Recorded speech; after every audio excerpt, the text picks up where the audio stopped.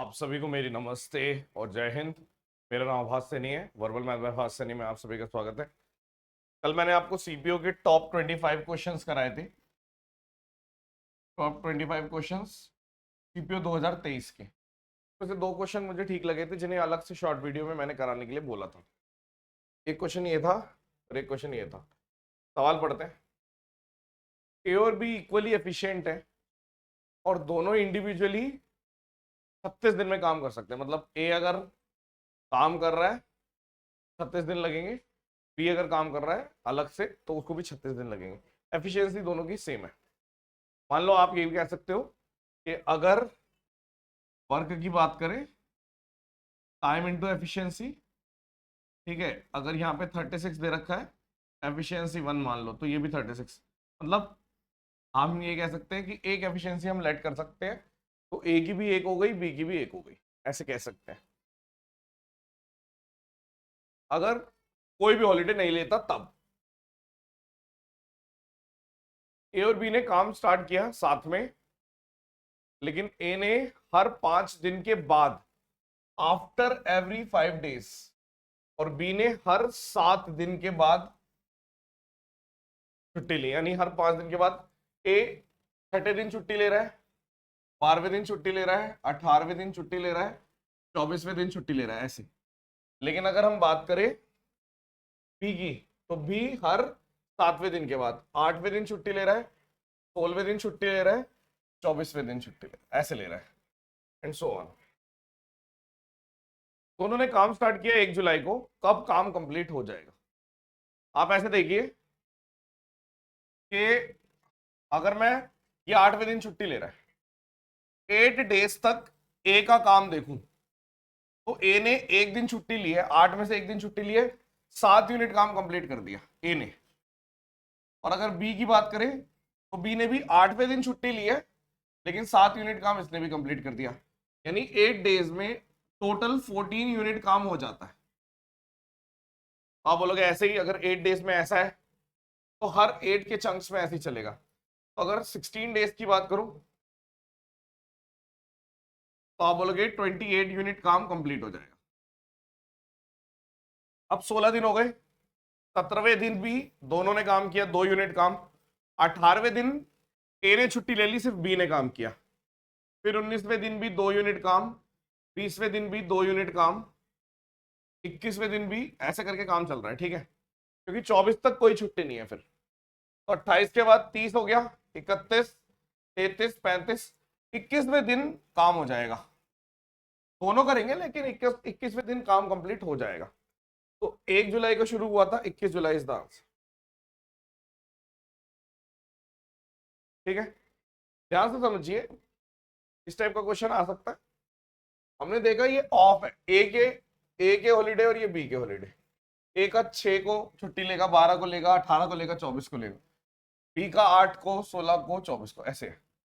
तो 8 दिन तक, मतलब अगर मैं 8 का लूं, 8 दिन तक ए 7 यूनिट काम करता है, बी भी 7 यूनिट, क्योंकि ए की भी एक छुट्टी हो चुकी है और बी की भी एक छुट्टी हो चुकी है। तो 16 दिन में 28 यूनिट काम हो गया। टोटल वर्क कितना है? 36। 8 यूनिट काम और करना था। फिर क्या होगा? 17वें दिन 2, क्योंकि दोनों काम कर रहे हैं, किसी की छुट्टी नहीं है। 18वें दिन एक ही छुट्टी है, सिर्फ बी काम कर रहा है।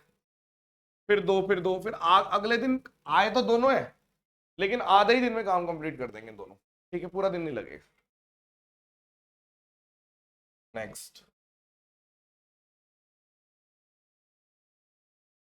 ए and B complete a work in 24 and 30 days respectively.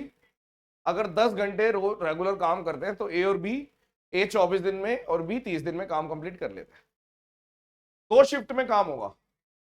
Morning 6 घंटे की शिफ्ट है और इवनिंग 4 घंटे की शिफ्ट है। यानी कि 10 घंटे काम हो रहा है, लेकिन मॉर्निंग 6 घंटे और इवनिंग 4 घंटे। ये मॉर्निंग है और ये इवनिंग है। मतलब एक दिन में 10 घंटे काम हो रहा है। ये एक दिन का सिनेरियो है, काम हो रहा है 10 घंटे, ऐसी बात नहीं है। अब ए अगर मॉर्निंग में काम करता है तो बी इवनिंग में। ये बहुत इंपॉर्टेंट है कि अगर ए मॉर्निंग में आ गया, 6 घंटे काम कर दिया, तो सेम डे पे बी इवनिंग में आएगा, 4 घंटे काम करेगा, ठीक है। और फिर इंटरचेंज हो जाएगा। फिर अगले दिन बी आएगा पहले 6 घंटे काम करेगा और ए 10 घंटे कह रहा हूं 4 घंटे, और ये 4 घंटे। यानी आप ये कह सकते हो कि 2 दिन में मिला के ए भी 10 घंटे आ रहा है और बी भी 10 घंटे काम कंप्लीट कर रहा है। ठीक है, ए 24 दिन में और बी 30 दिन में, यानी अगर मैं 120 यूनिट काम ले लूं टोटल, तो इसकी 5 यूनिट एफिशिएंसी है 10 घंटे के लिए और इसकी 4 यूनिट एफिशिएंसी है 10 घंटे के लिए। यानी आप ये कह सकते हो 2 डेज में 9 यूनिट काम हो जाता है, क्योंकि ये 10 घंटे में कर रहा है 10 आवर्स में। तो 2 दिन में, यानी कि इस वाले काम को और इस वाले काम को मिला के 5 यूनिट काम होगा, और इस वाले काम को और इस वाले काम को मिला के फिर आप बोलोगे कि 4 यूनिट काम, यानी 2 दिन के लिए निकाल सकते हैं हम 9 यूनिट।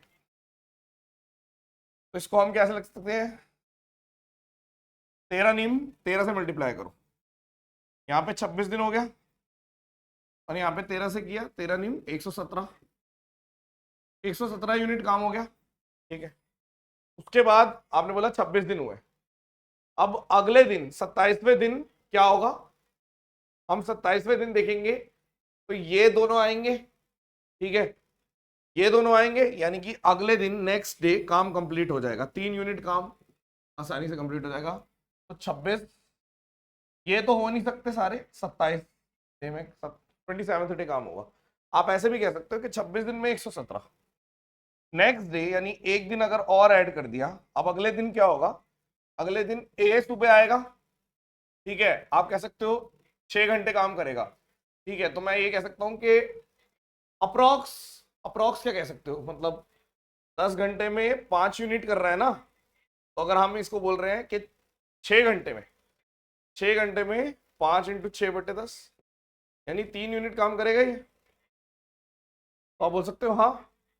तो जैसी ए सुबह वाली शिफ्ट में ही काम कंप्लीट हो जाएगा, शाम को भी काम नहीं करना पड़ेगा, तभी काम कंप्लीट हो जाएगा, यानी 27वें दिन मॉर्निंग शिफ्ट के बाद ही काम कंप्लीट। तो आई होप ये आपको दोनों क्वेश्चन इंपॉर्टेंट लगे होंगे। ठीक है, thank you so much, session dismiss, bye bye. इसके अलावा मैंने आपको बोल दिया है कमेंट सेक्शन में आप जो भी क्वेरी लिखते हो कि भाई इस टाइप के क्वेश्चन हमें दिक्कत दे रहे हैं, तो उस पर हमारी नजर रहती है पैनी। मुझे लगेगा कि ये इंपॉर्टेंट है, आसान नहीं है, बच्चों को समझाना चाहिए, कंफ्यूज कर सकते हैं, तो वो मैं जरूर कराऊंगा। चलिए, thank you so much, session dismiss, bye bye.